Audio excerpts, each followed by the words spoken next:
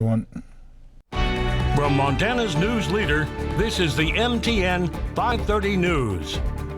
Good evening, everyone. Thanks for joining us tonight. I'm Russ RIesinger. Health officials are reporting 117 new cases of coronavirus today in Montana, but even more concerning is that there are another 5 new deaths. 2 of them are here in Yellowstone County, a man and woman in their 60s. That brings our total here to 34. Today, Bighorn County reported its 15th COVID-19 related death as well. The state's total number of cases now over the 6,000 mark. And these numbers as school gets ready to start. Yesterday, we shared the first part of our sit-down interview with Dr. Koo, Billings Clinic's leading infectious disease specialist, as we ask if Billings is ready to go back to school. Tonight, our Casey Conlon dives into the most troubling areas. Certainly, there is no, quote, safe as in the context, but we could make things more safer. After 160 days of shutdown, School District 2 will reopen to more than 14,000 students Monday. A number of mitigation strategies will make it look very different than the pre-COVID world.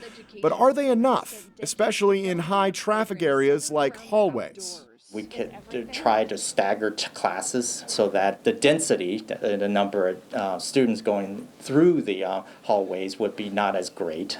They're probably going to require some chaperoning, and that the chaperone is going to have to be there to kind of keep things moving, as so that the students won't stop and start congregating.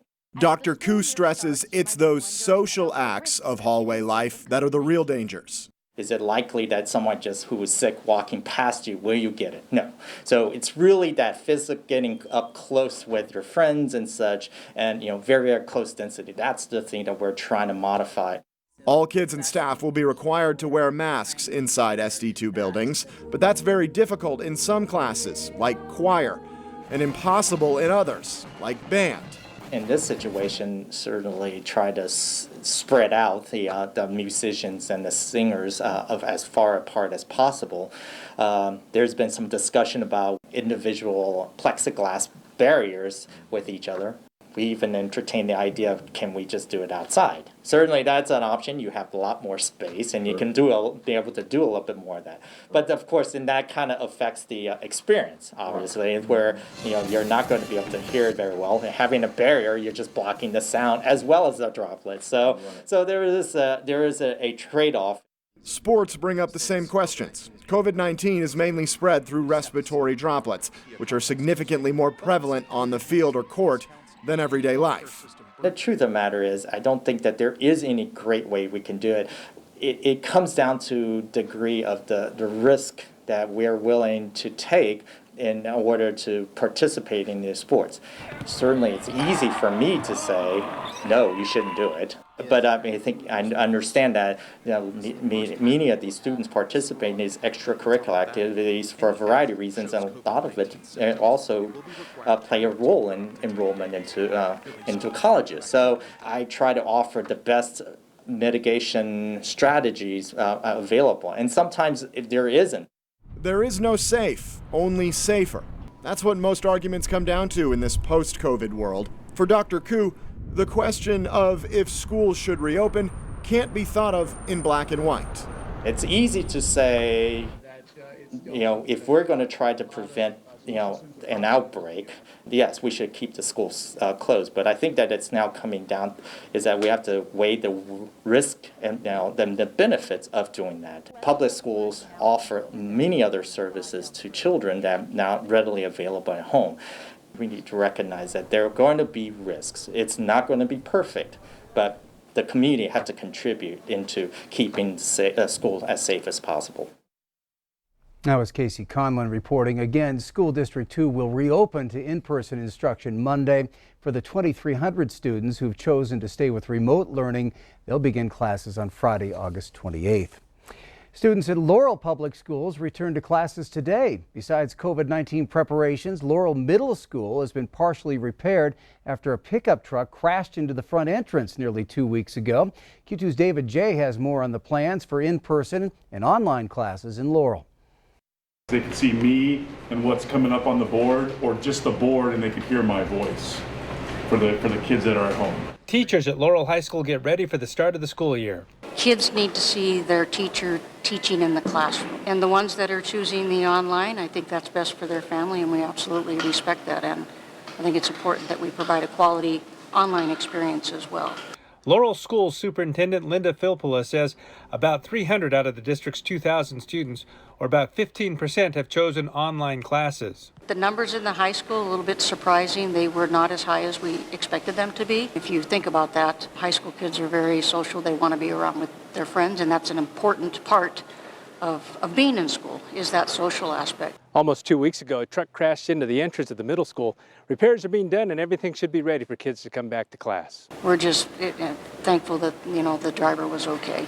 The beam has been repaired and that was moved about 3 inches. The doorway, they had that secured by midnight. Hopefully here within a couple of months, we'll have these doors operational. And there's already more preparation this year with the COVID-19 guidelines. Clear shower curtain, 5 miles of PVC that we have cut up and put together. They'll spray after every period. This is in every classroom in the district. Education is a social endeavor, and we all want the kids, and that's why we do what we do for the kids. And so, I'm very excited to have the kids back. In Laurel, David J., MTN News. All right, David says about half the students attended today. That'll be the same on Friday so they can get oriented on the COVID protocols. The plan is to be open to everyone taking in-person classes starting Monday. Progress being made on the Wattle Creek wildfire that sparked Monday along the Montana-Wyoming border. It had grown to over 25,000 acres. According to the Sheridan County Fire Warden, Chris Thomas, that blaze started in Bighorn County, Montana, and the winds pushed the fire down northeast of Sheridan. Crews have been battling that blaze both on land and in the air. And a bit of good news, the wildfire is now about 85% contained, according to the Sheridan Press. No structures have been damaged. Cause of that wildfire is unknown. And a quick update on the Bear Creek wildfire that's burning near Dillon. Officials report the fire is holding steady, increasing about 100 acres in the last 24 hours. The acreage was mapped by an infrared flight overnight and now shows about 7,543 acres. Containment is now up to 20%, lightening the cause of that fire. And because of all the fires burning out there, you could actually see some of the haze in the sky around here today. Yeah, let's just go right to a live shot right now of the iCam and show you. This is the way it looks in the Billings area right now. And it looks a little hazy out there. Well, that is smoke, my friends. Now, this smoke, believe it or not, came from a long way away. Started there in Colorado, went down to New Mexico, over into Arizona, followed that high pressure cell all the way around up through California, Nevada, and all the way in towards parts of Idaho and into Montana. And as you'll notice here in the Montana area, look how thick the smoke is out in the western part of the state. Now starting to get thick here in the Billings area. But you'll notice where we have the thickest smoke, that's where we have our cooler temperatures into the low 80s. Where we don't have as much smoke, we're into the mid to upper 90s out there. But as you can see, the air quality in Montana is starting to get worse. Here in the Billings area, we have the yellow. That means it's just moderate.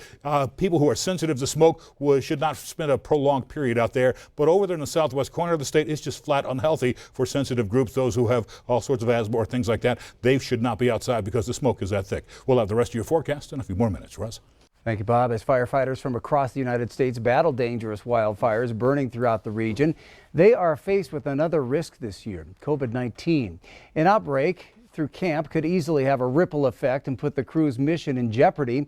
So fire camps are actively taking measures to slow any spread that may sideline the progress of firefighters.